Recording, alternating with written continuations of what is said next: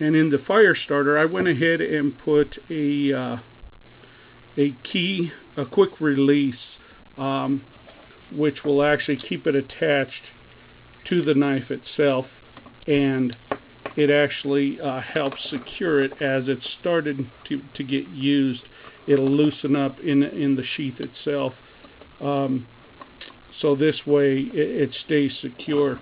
But and I did actually craft the sheath. Came out pretty well. He has multiple ways of carry. As you can see, he's opted not to use his knife as a striker for his fire steel. We just found him a old blade and cut him off a piece, and he's toting it here with a little bit of I think spider wire or something to that nature wrapped around it. But as you can see, the belt loop itself is 2 inches, 2¼ inches, I believe. So there's plenty enough room for a belt. We also have the D-ring with the dangler system on, you know, for quick connect and disconnect. It's wet formed, and I did tool it. I tooled it for him. It's nothing too fancy, but came out pretty well. What I'm going to do for mine is going to be completely different. It's going to be a night and day project here. You know, they're not going to look anything alike. But getting back to his gift, I don't know if I can pick this up. And as you can see, he has residue. He's been using this thing. But I engraved his initials on this side, and on the other, I went ahead and put my maker's mark on here as well. Used brass pins, 1/4 inch lanyard too, Brazilian cherry, and you know, I honestly can't remember the blade thickness. I think it's a 1/16 or so. Let's just verify. Yeah, it's right at a 1/16 of an inch, and the blade is 3½ inches, exactly 3½ inches, and the handle is 4 inches. Again, the idea came from a Maker Mook's website. He has a very good step-by-step that he did and gave me the confidence to, you know, take on this project. And as you can see, for this being my very first knife, I think it came out pretty well. And my son was really ecstatic to receive it. I kind of hid it from him. He saw me making it, but I allowed him to see me put on my maker's mark, so he thought I was making it for myself. And once I actually engraved his initials on the other side, I went ahead and taped up the blade and got it ready for scales and things of that nature. So it was pretty neat to see him when he opened it, you know, on his birthday. Gave him the knife on his birthday, which was the 13th, and then come Christmas Day, I wrapped up his sheath and I gave him this.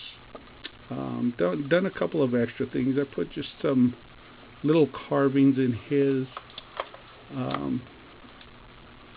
A couple of stamps. This is actually a bear claw here. A couple of corner stamps, and this is a pear shader, and I just used that. You know, just pretty simple design. I really didn't do anything too fancy on his. But it's very nice looking, sturdy, durable, and hopefully it's something he can keep and possibly pass on to his son, you know, at one point in time. When I actually sanded this angle here, I done them freehand on his knife, and they came out really good. I was actually surprised to see it come out as well as it did.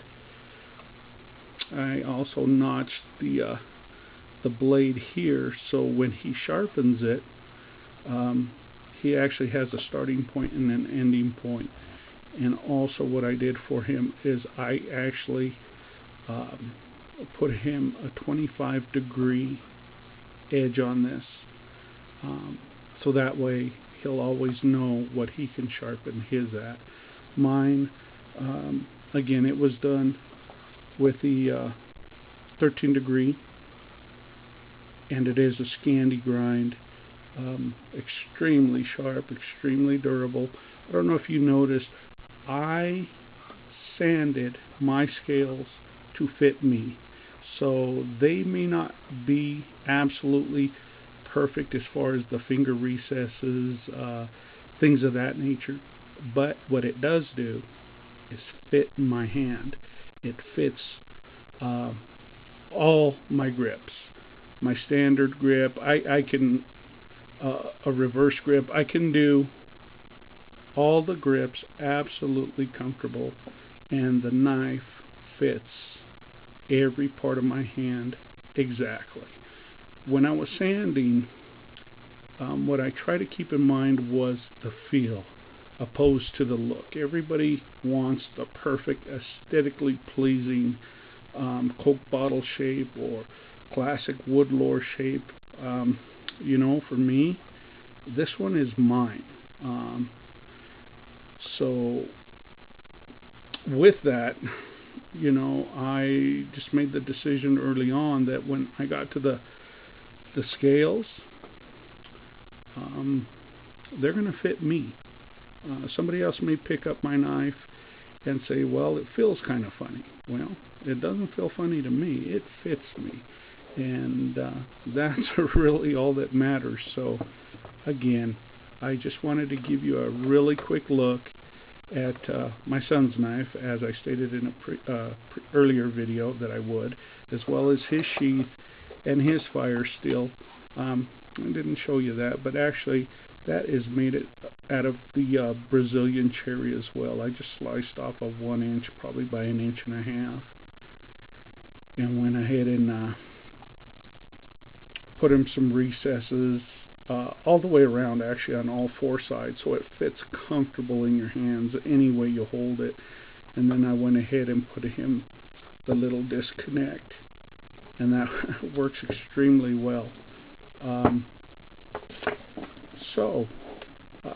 If I had a little more time, I could actually show you a couple of other projects I had done. I actually had made him a striker and a fire steel with elk antler, but he was, you know, just, he didn't want it. He was afraid he was going to lose it, so he wanted me to make him one out of the same material I made his knife handle out of. So, you know, I said okay, and I kept that for myself, and I went ahead and crafted him one to match his knife. So next time you see my knife, you'll actually see it with a sheath. I'll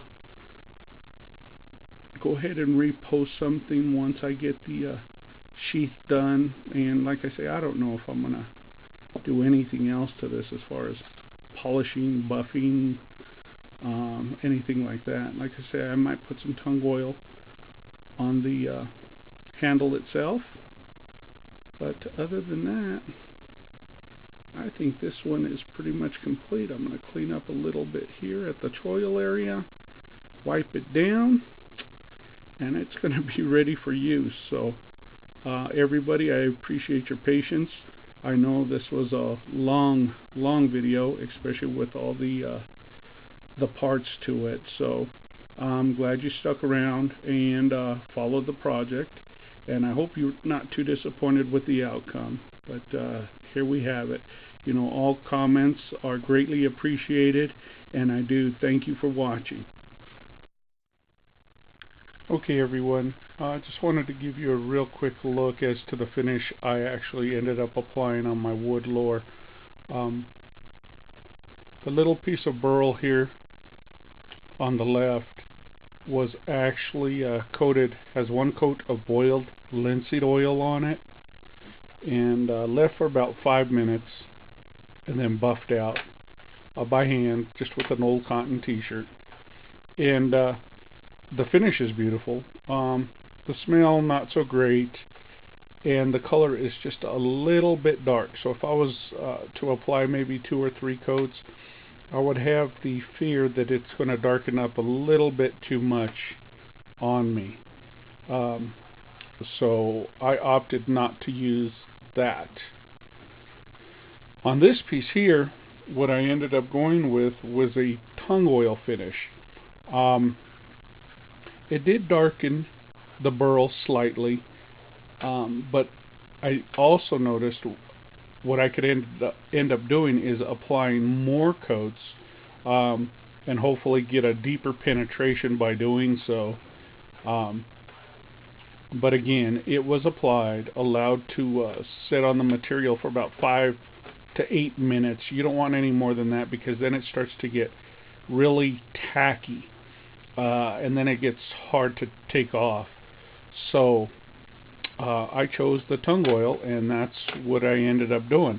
So I'm going to go ahead and bring the camera up, and as you can see, there it is. The tung oil has been applied, the first coat anyway, and wiped down, and then I just have it in this little vise I had. Actually, it was one I used in my locksmith business to hold some work at a desktop. It's fairly handy. It has a suction cup base, and the head swivels 360 degrees and almost a perfect 180, so very, very adjustable. Let's see if I could get you a couple of angles. I'm zoomed out as much as I can be here, but this is what she looks like thus far. So it's going to be in the vise here, drying for minimum of 17 hours. Actually, during Christmas time, when I was making the other knife for a gift, I was under the gun, so to speak, and I had to apply the coats of tung oil as soon as possible, so I gave it 17 hours. So with this one, I'll probably do the same. It'll probably be a 17-hour cure time, and then another coat, and then 2 additional coats after that. So it will end up having a total of 4 coats of tung oil. And once that's completed, I'll start the process of the sheath work. What I also wanted to show you, I made mention of this before in, I believe, part A. This is the elk antler fire steel I made for my son that he really just didn't care for, or, as I stated, was afraid he was going to lose it. And the striker. This was a tip that was damaged, I guess, either raking or battling, I don't know, but this is pretty much its shape as it came off the entire rack. I used a section of hacksaw blade, which was high carbon steel, or that's what was on the outside of it. I also created a recess right here, which actually aids in the striking process. So there's actually 3 different striking edges on this. You have the flat 90 degree, you have the recessed here, and then you have the tooth section here. I find that the tooth section, it comes in pretty handy when you're trying to clean off the black coating off your fire steel. It takes it off a little more aggressively. You don't have to waste as much time. But I wanted to give you a real quick look as to what I was talking about there. So that one's in my pack.